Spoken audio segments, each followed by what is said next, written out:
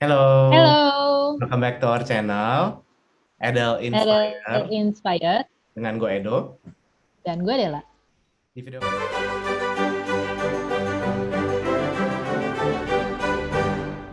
Teman-teman yang punya hewan, hewan itu sayang sama kita, bukan berarti karena masalah itu hewan, terus seenaknya kita buang kalau kita sudah nggak sayang. Tetap harus kita pelihara sampai kita meninggal, karena sampai meninggal pun mereka akan setia sama kita. Manusia belum tentu setia sama manusia. Betul. setuju banget. Ya. Apapun keadaannya, sebisa mungkin kita harus tetap pertahankan kita punya anak. Ya. Sampai Iya, di betul. akhir ya, Apapun sampai di itu. ujung. Iya. Dan satu lagi yang pengalaman, saya nggak tahu ya pengalaman yang lain, tapi pengalaman pribadi saya adalah saya itu dengan banyaknya anabul, terus ada ketambahan ya. Terus terang saya sebenarnya sama kucing juga nggak begitu suka awalnya. Anabul, dogi juga saya nggak suka. Pokoknya hewan berbulu itu saya nggak suka. Yang paling penting adalah anabul itu membawa rezeki kita. Saya nggak percaya. Ini pengalaman pribadi ya, tapi mungkin sebenarnya teman-teman di luar mungkin samalah mengalami hal yang sama, bahwa anabul kita itu membawa rezeki kita tanpa kita sadari. Hanya saja manusia itu tidak pernah ada puasnya, sehingga selalu menyalahkan pet sebagai pelampiasan bentuk kekesalan kita manusia ke hewan. Siapa lagi kalau ke istrinya, ke anaknya nggak mungkin saya pukul. Yang saya pukul kan atau yang saya benci kan berarti hewan. Gonggong sedikit salah, yang sedikit salah, kucing loncat sedikit salah, padahal biasa loncat gitu loh. Padahal ya kan, kucing kan juga nggak bisa diem kan sebenarnya, loncat sana loncat sini. Nah, hal-hal yang kayak gitu tolong dimengerti sama teman-teman, mungkin sebagai animal lover. Ada aja rezeki kita yang dilancarkan gitu loh ya. Sama Kita kan rezeki itu tidak selalu money ya, tidak selalu uang ya. Iya, Tidak selalu uang. betul. Dalam Tidak hal selalu lain, uang kok. kesehatan juga bisa, ya kan? Iya, betul. Pokoknya ada hal-hal yang memang ya entah itu rencana Tuhan juga ya, bahwa kita mungkin melalui seekor hewan yang mungkin memang bisa membantu kita gitu loh. Kayaknya Dokter Anggi ini nggak cuman bisa untuk ngobrol sama binatang ya, Dokter Anggi ya. Iya. Kalau nggak salah ada ilmu lain ya. Salah satunya ada tarot sama vibrational healing ya, Dokter Anggi ya. Iya, betul. Mungkin bisa bantu diceritakan sedikit itu bantukah untuk komunikasi dengan anjing dan membantunya seperti apa gitu? Kebetulan saya kan habis belajar, karena gini, ilmu itu kan berkembang. Jadi banyak hal yang harus kita pelajarin yang kira-kira bisa mendukung atau membackup apa yang kita lakukan. Kalau saya belajar tarot karena memang kita melatih intuisi kita sih sebenarnya lebih tajam. Jadi ada beberapa hal yang misalnya kita tidak bisa kita lakukan. Nah, dengan tarot itu kita bisa membantu kita sih sebenarnya. Apa yang bisa kita lakukan.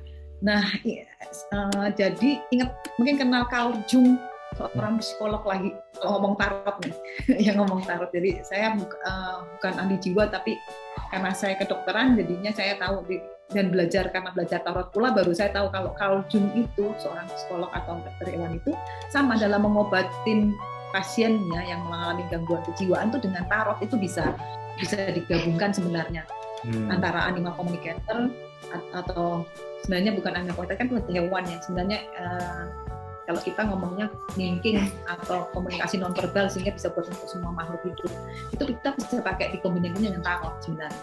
Jadi para psikolog dan dokter jiwa ini udah dari zaman dulu 17-18 itu sudah memakai kartu tarot untuk mengetahui kepribadian si pasiennya yang tidak bisa diajak ngomong. Nah sama kalau mungkin sekarang ilmu berkembang menjadi animal communicator ya kalau untuk hewan ceritanya begitu. Nah kalau vibrational healing itu juga sangat membantu saya pada saat saya melakukan terapi. Sebenarnya nggak cuma vibrational healing, saya juga belajar tentang biogeometri. Biogeometri itu adalah ilmu yang mempelajari atau membalance energi kita dengan energi sekitar kita. Sekarang kan banyak nih gelombang elektromagnetik atau mungkin sekarang sudah menjadi 4G yang mempengaruhi kesehatan manusia baik fisik maupun mental. Nggak cuma kita manusia tapi anabul juga terpengaruh kalau misalnya frekuensinya terlalu mengganggu, mungkin ada tingkah laku yang berubah.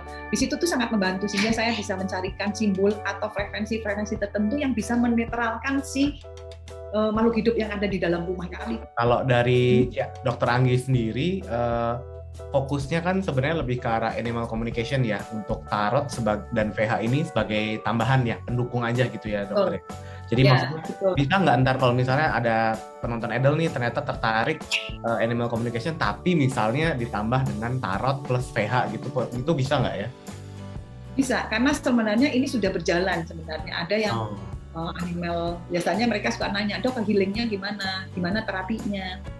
Biasanya saya coba ajak komunikasi dulu. Siapa tahu dengan komunikasi bisa berubah. Tapi kalau nanti dalam waktu seminggu atau 2 minggu tidak ada perubahan, baru saya terapi ya, saya healing gitu loh. Tapi dengan healingnya kita secara pihak atau BC itu kan tidak instan, benar nggak? Kedokteran pun juga nggak instan. Kayak kita sakit kepala, ya kan, jadi nggak bisa, mungkin bisa 2-3 minggu ke depan baru akan kelihatan hasilnya, tapi bisa juga dalam waktu beberapa hari juga bisa ada kelihatan hasilnya. Kebetulan saat ini sebenarnya saya sudah lagi healing seekor kucing yang kena FIP, tapi saya tetap menganjurkan ke vetnya ya, untuk kan kalau FIP itu kan susah ya pengobatannya, kemungkinan hidupnya kan sebenarnya kecil, karena virus kalau mungkin di anjing itu parvo atau distemper kan. Jadi si kucing itu harus disuntikin terus. Saya bilang tetap harus ke vet. Tapi pas masing-masing kesini, terus kebetulan ada asites itu timbul cairan di dalam perut. Akhirnya coba saya bantuin bebarengan dengan medisnya, saya dengan healing saya punya cara tersendiri gitu ya, saya komunikasiin dengan apa yang sudah saya pelajarin selain 2 ilmu itu atau 3 ilmu itu. Akhirnya ya puji Tuhan, kemarin pas diperiksa ke vetnya undulasinya sudah mulai mengecil gitu. Terus nafsu makannya sudah mulai membaik, sudah bisa. Cuma kan untuk mengetes FIP-nya masih ada atau tidak kan tetap urusan vetnya ya. Urusan benar. Jangan langsung menggantungkan atau bawa pihak aja tampak ke dokter, itu juga nggak boleh. Harusnya sebenarnya dua-duanya.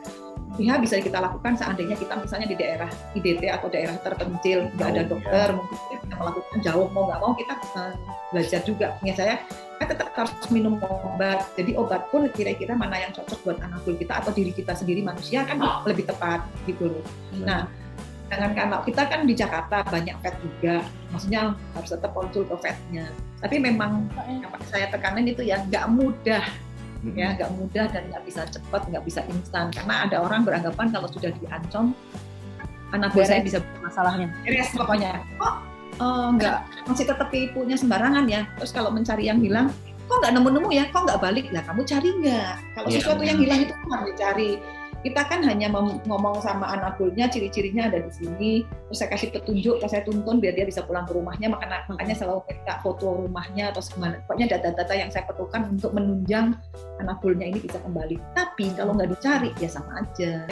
Benar, yang penting tetap ada usaha, sama jangan lupa mereka ini walaupun binatang mereka punya free will ya, punya kehendak bebas gitu kan. Kalau mereka nggak mau pulang ya nggak bakal pulang gitu. Betul. Kalau mau pulang ya pulang. Ada yang sudah 5 tahun kembali tuh ada juga. Effort ownernya itu lebih besar untuk mencari. Bukan berarti kucing bisa dicari dengan mudah. Enggak juga ya, tadi dia punya kebebasan ya, Dok ya. Nah, saya nggak mau. Bukan ownernya yang bermasalah, memang dia nggak pengen gitu loh. Nanti aku mau pulang kalau waktu sudah pulang. Itu ada yang saya dijawab begitu sampai saya ngomong ini ada yang ngomong sama ownernya ya kan. Dia bilang, "Makanya mau pulang." Ayo. Kan saya juga nggak mungkin dong, saya monitor semua anabul 24 jam kan nggak bisa juga gitu loh ya. Jadi tetap saya monitor ada di mana, tapi mengujukinya untuk pulang aja gitu. Kadang ada yang nggak mau dikasih, ada yang nggak mau ngasih lokasinya juga ada kok. Sengaja sembunyi ya. Kita udah sharing ya dengan Dr. Anggi nih, pengalaman Dr. Anggi apa itu animal communication, dan ada ilmu pendukungnya ya kayak tadi vibrational healing, ada tarotnya juga. Nah sekarang kalau misalnya penonton Edel mau pakai jasanya Dr. Anggi nih, itu kontaknya kemana sih? Sebenarnya saya bisa dikontak di IG saya Dr. Anggi _Anggi_. Di situ ada nomor WA dan bisa juga DM di IG. Mau itu dong, mau live nanya bisa nggak? Mungkin sedikit nih Dok, siapa tahu bisa diajak ngobrol sebagai sebelum kita tutup sesinya hari ini. Coba ngobrol dengan Axel, dia ada mau pesan apa sama aku?